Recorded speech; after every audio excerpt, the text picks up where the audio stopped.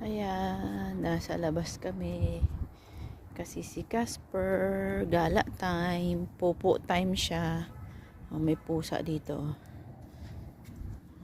Wawa naman. Wag doon, bebe. Wag na doon. Wag doon. Wag doon. Doon ka. Dun. Matusok ka niyan. Matusok ka. Wiwi. Tapos na magpupo si Casper eh. Wala yung kanyang kaibigan. Diyan nakatira. Si Mocha, yan ang bahay nila, Mocha. Yan. Si Casper lang mag-isa. May pusa dito. Oh.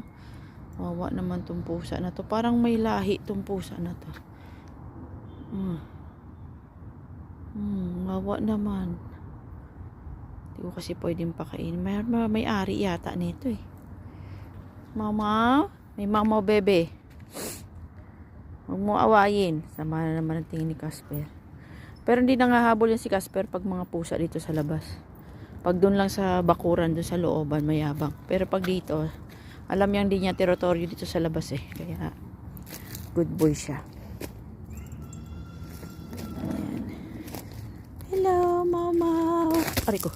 Ay, sorry. Nagulat, muntik na ako Sorry. Takot ng pusa. Ayan si Casper nandoon, nagwiwiwi. Wiwi time kasi siya eh. Wiwi and pupo time dito sa labas. Dito na siya nagpupupo. Yan ang labas. May pusa pa dun sa kabila. Daming pusa dito. Si Casper. Wiwi. Kami ito anak. Pogi ng anak ko ay. Dali. Good boy yan. Nakakain na siya. Hindi masyadong malamig. Pero nakabonet ako. Bebe. Nakabonet, naka-jacket ang peg natin. Hindi daw masyadong malamig. Mahangin kasi. Mahangin-hangin siya. Yan. Yung madami-daming ilaw doon. Yan. Ano yan? Park. Yes. Meron nga basketball court dyan eh.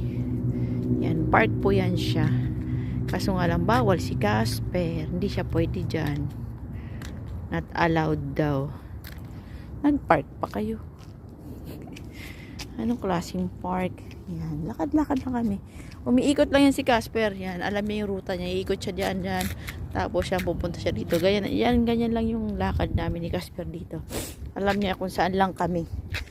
Hindi na yan siya lalagpas. Yan ang bahay namin. Bahay pala ni Amo yan.